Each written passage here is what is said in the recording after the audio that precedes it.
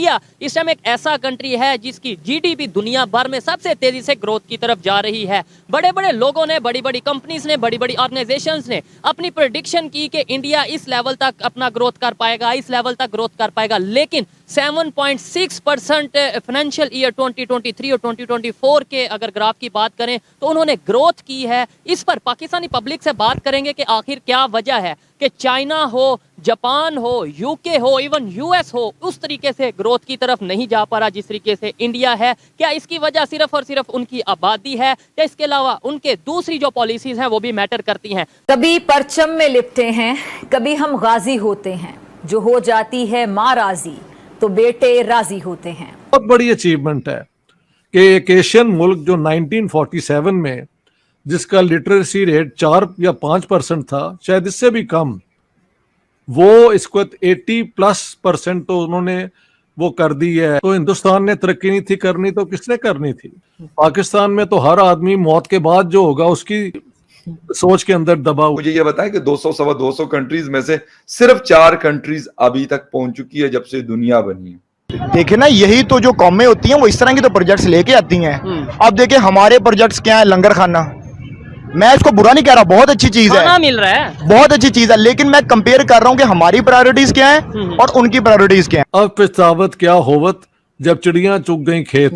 पूरी दुनिया जो है वाह वाह कर रही है भारत की, लेकिन सर कोई भी इस्लामिक कंट्री पाकिस्तान समेत एजुकेशन में और साइंस और टेक्नोलॉजी में पीछे क्यों है? हमारे यहाँ अजीब अजीब किस्म की बातें होती हैं जो मुल्ला माफिया करती है या बाकी लोग करते हैं कि हमें दूर दूर तक लगता है साइंस से कोई वास्ता नहीं है, ऐसा क्यों है?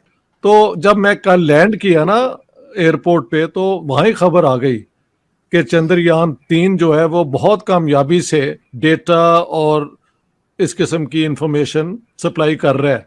देखें, ये अब दुनिया की चौथी पावर बनी है जो आउटर स्पेस के अंदर अपना एक पूरा मुकाम रखती है। और आपको याद होगा, मैं 3 महीने इंडिया में रह के आया हूँ और मैं बार बार कह रहा था कि जिस चीज़ ने मुझे बहुत इम्प्रेस किया है वो ये है कि इंडिया में उन्होंने शुरू दिन से साइंटिफिक रैशनल एजुकेशन, उसे कहते हैं साइंटिफिक टेम्पर, यानी सोचने का तरीका साइंटिफिक जो है उसको एजुकेशन की बुनियाद बनाई अपने आम पब्लिक स्कूलों के अंदर और कॉलेजेस के अंदर। लेकिन अब उसका पूरा रिजल्ट देखें, आपके सामने है। नमस्कार दोस्तों, जैसा कि आईएमएफ की रिपोर्ट अभी जारी हुई है उसमें इंडिया की सेकंड क्वार्टर की जो ग्रोथ रेट आई है वो 7.6% है, जो कि वर्ल्ड में सबसे ज़्यादा है। इंडिया ने अभी ग्रोथ के मामले में चाइना को, रशिया को, अमेरिका को, जापान को, ब्रिटेन को सबको पीछे छोड़ दिया है और इंडिया इस समय बहुत अच्छे ग्रोथ रेट से उन सब देशों से बहुत ज़्यादा अच्छे ग्रोथ रेट से आगे बढ़ रहा है। इसकी चर्चा पाकिस्तान में बहुत ज़ोरों शोरों से हो रही है, जबकि पाकिस्तान की जो ग्रोथ रेट है वो नेगेटिव में जा रही है और पाकिस्तान इस समय एज ए कंट्री दिवालिया होता जा रहा है। पाकिस्तान के पास एक ही ऑप्शन पड़ा है जो कि लोगों से जा के वो भीख मांग रहा है और यही चर्चा जो है अभी पाकिस्तान की मीडिया कर रही है। आगे जब देखो, मैं आपसे वीडियो के लास्ट में मिलता हूँ। यानी इस टाइम हमारे साथ एक जर्नलिस्ट भी मौजूद हैं, एक मीडिया पर्सन और साथ ही साथ एक पॉलिटिशियन भी, इनकलाबी पार्टी के, वो अपना चेयर पर, मतलब ये है कि उस चीज़ को लेके चल रहे हैं। सर, जिस टॉपिक पे वीडियो रिकॉर्ड कर रहे हैं वो ये है, पाकिस्तान की जीडीपी की बात करें, क्या समझते हैं आप? तो एक सियासतदान भी हैं, एक जर्नलिस्ट भी हैं, और दुनिया के दूसरे कंट्रीज़ की जीडीपी की बात करें, ख़ासतौर पे नेबर कंट्री इंडिया की, वो बहुत तेज़ी से ग्रोथ की तरफ जा रही है। अभी फाइनेंशियल ईयर 2024 की जो रिपोर्ट आई है क्वार्टर 2 की, उसमें वो 7.6% उन्होंने ग्रोथ की है। हमारी जो उनसी है वो माइनस में जाती नज़र आ रही है। क्या कहना चाहेंगे? असल में ये जो जीडीपी है ना, ये दुनिया में एक है ड्रामा। अच्छा, क्योंकि इससे किसी को कोई फ़ायदा नहीं है। इंडिया ने ये सारा कुछ अपने एफर्ट से किया है। और एक और बात बता दूं, ये सारा उन्होंने रिस्क लिया है कि इसको पब्लिक लाइव किया जाए। ये नहीं कि रिकॉर्डिंग पहले हुई और बाद में उन्होंने दुनिया को पेश किया। नो, जैसे जैसे हो रहा था साथ साथ उन्होंने पूरी दुनिया ने देखा है वो सारा टच डाउन जो होता है। तो ये कमाल हो गया है, बहुत बड़ी अचीवमेंट है कि एक एशियन मुल्क जो 1947 में जिसका लिटरेसी रेट 4 या 5% था, शायद इससे भी कम, वो इसको 80+% तो उन्होंने वो कर दी है लिटरेसी। मैंने आपको बताया था कि लड़कियां जो है ना 12 जमात तक फ्री एजुकेशन और उनको खाना मिलता है while they are in school. तो हिंदुस्तान ने तरक्की नहीं थी करनी तो किसने करनी थी? तो वो उन्होंने अचीव कर लिया। लेकिन मुसलमानों की बदकिस्मती है कि इनके पास तेल आ गया और तेल की इनकम से इन्होंने मौजें की। हालांकि वर्ल्ड बैंक ने इनको बड़ा चांस दिया था, पाकिस्तान की अपनी स्पेस के लिए एक दफ्तर भी बना था, मुझे अब उसका नाम याद नहीं आ रहा, लेकिन वहां इन्होंने सिर्फ कमाल क्या किया कि सारा कुछ छोड़ के वो न्यूक्लियर बॉम्ब बना लिया क्योंकि इंडिया के पास है। पाकिस्तान में तो हर आदमी मौत के बाद जो होगा उसकी सोच के अंदर दबा हुआ है। तो हम एक मुर्दों की सिविलाइजेशन की बात करते हैं। हमारे मुसलमान जिंदा हों, इक्वल हों, वो आगे बढ़ें, वो हमारा मसला ही नहीं है। हमारा मसला ये है कि अगर इंडिया के पास न्यूक्लियर वेपन है तो वो हमारे पास भी होगा।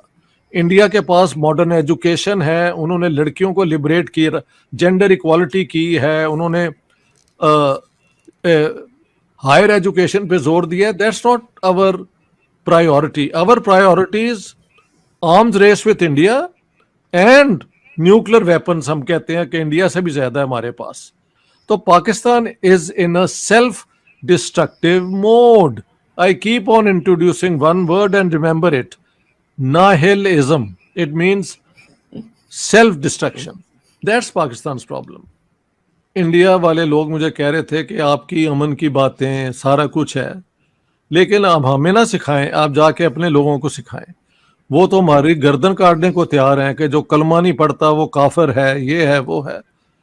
तो मेरे पास कोई जवाब नहीं था, यही कहने के हो कि जी अफगान जिहाद जो है उसमें CIA की इन्वॉल्वमेंट थी, ये थी, विच इज ऑल्सो ट्रू कि इस्लाम को इतना खूनख्वार बनाने में वेस्टर्न पॉलिसीज की बहुत बड़ी इन्वेस्टमेंट है।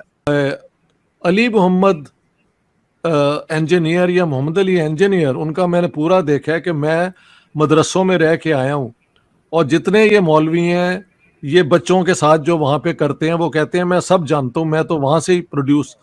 तो इनकी सब हरकतें जो हैं वो पब्लिक में आ चुकी हुई हैं। देखें इंडिया ने जो ये तैयार किए हैं अपने इंजीनियर और साइंटिस्ट, क्या ये 2 अपना सालों में या 5 सालों में हुए हैं? ये पूरे 75 साल की उनकी इन्वेस्टमेंट है। हमने क्या इन्वेस्ट किया है? हमने एजुकेशन पे सबसे कम खर्च किया है। तो अगर ये कोशिश भी करें कि हम भी वो आउटर स्पेस में जाएं, तो पहले तो अपनी इंडस्ट्री को, अपनी इकोनॉमी को बनाए ना। इकोनॉमी तो हमारी चल रही है लोगों की उधार लेके उनसे। मैंने इंडिया के मौलवियों को जितना जाहिल देखा है किसी कहीं और नहीं देखा। उनको कुछ भी नहीं बात करनी आती। मतलब एक मैं बहस सुन रहा था कि वो कैथरीना कैफ का बाप कहीं मुसलमान था, कि उसके ऊपर प्रोग्राम बनाया हुआ था कि वो जो कपड़े पहनती है, ये है वो है, ये जहन्नम में जलेगी। भाई तुम मौलवी हो, तुम कैथरीना कैफ के कहाँ स्टडी करते हो उसके कपड़ों को कि तुम्हारे लिए ये सर दर्द है कि वो जहन्नम में जाएगी?